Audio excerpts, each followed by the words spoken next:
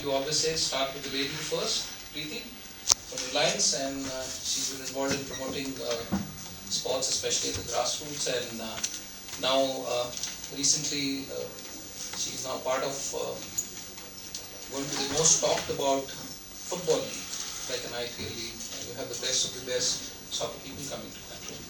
We have a celebrity and Olympian Murad,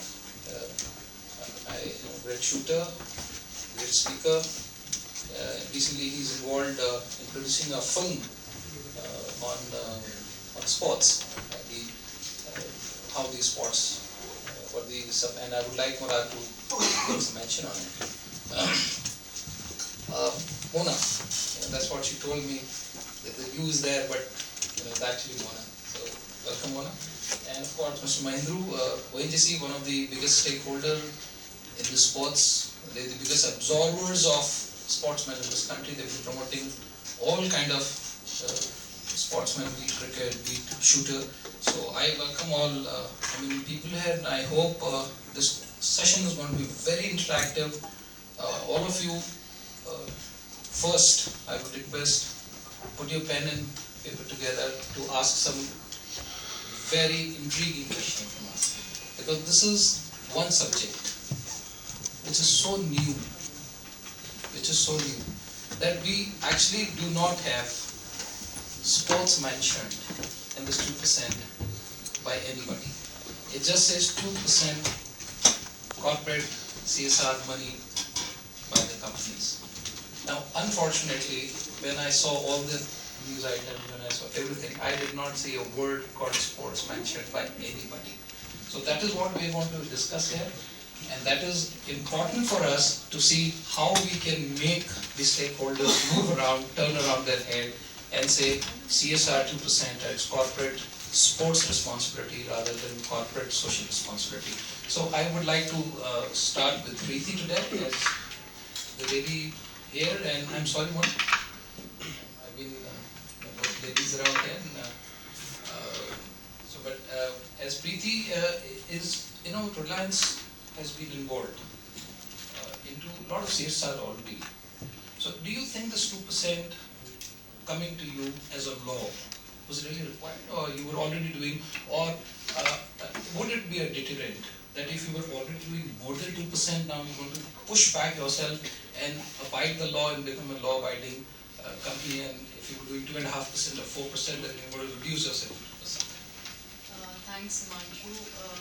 As you already said, Reliance has been doing much more than 2%, almost 10%, and for CSR we have an entire division called CSR. We have almost a whole department, a company called Reliance Foundation, through which we are doing CSR related to the businesses Reliance and real CSR, where we go down to the communities. And we also, as a report, and Mr. Mahindru knows, even ONGC does, we do the sustainability report, which is audited like a business. So we are not into this bracket of 2%, but since it's a sports subject, and we'll during our debate, I think we'll divide what is CSR, CSR in sports, and then the 2%.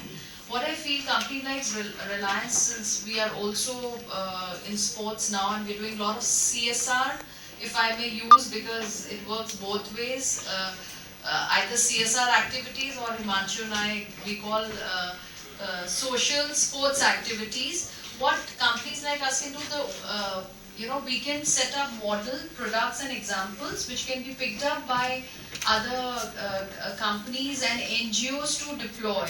So I see role of Reliance and my JV companies and Inter like us doing a lot of activities in sports on youth development, grassroots, and setting certain parameters, and then involving a network of organization and doing it.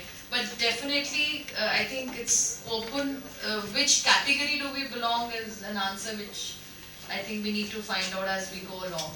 Fantastic. Mona, I'll bring you here. I think, I'm excited to see this 2%.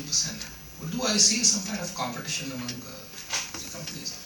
Like Reliance is doing something, and PepsiCo, you're a multinational company, you're large, you've been world over. We haven't seen a lot of CSR effect as of date, but recently you've done a great by involving yourself into the football with the Asian Federation. So, I would love to see some kind of competition happening between the companies on who would spend not at 2%, but more than what, because I'm sure sports is something which appeals to everybody.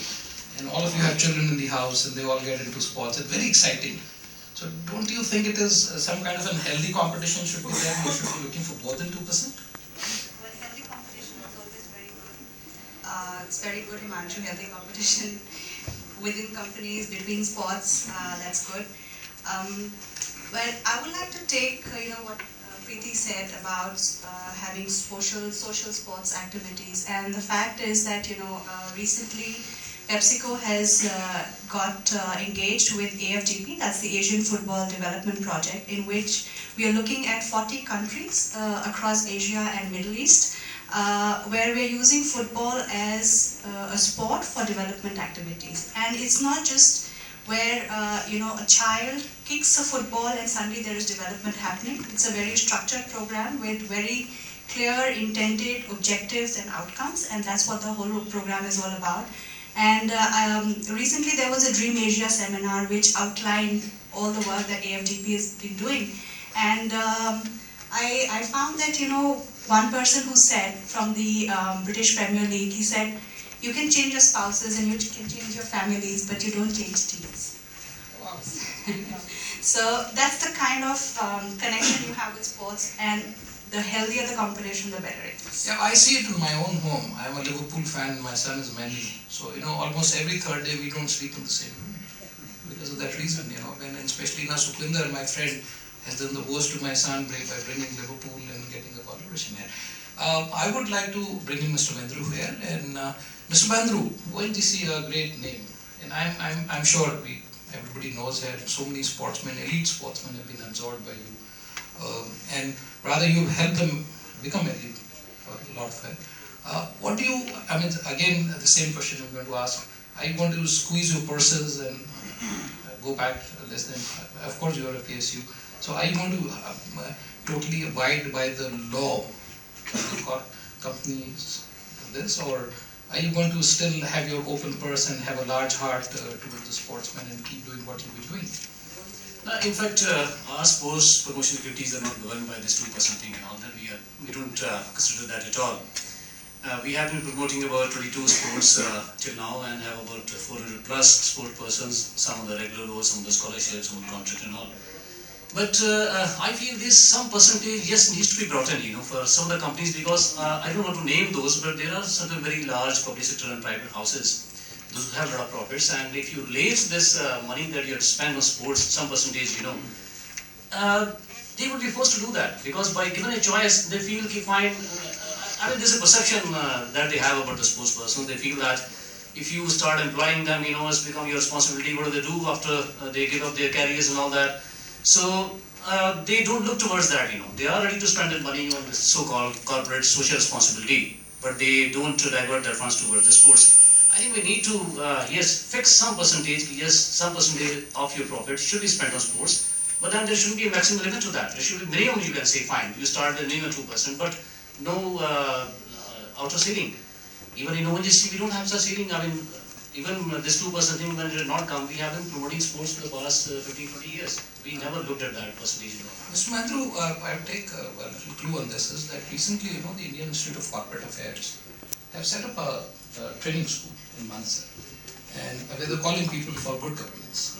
So, was not a better effect of calling them and telling them what to do, what all this, or was it necessary that government became a big brother and took a stick in the hand and tell everybody that you will have to do it? Maybe probably this institute could have brought these people there and trained them and just told them. So, do you think there is some disconnect happening and people were actually not coming forward in the corporate? Absolutely, absolutely. I fully agree with you, because as you rightly said, we don't need to have government as a big brother and say that you should do this, you should do that, and all that. I think we in our country should come forward ourselves, and as you said, if you don't involve the right people in discussions, you don't get right suggestions. So that's what has happened probably. All right, fantastic, Murad. You wear so many hats. You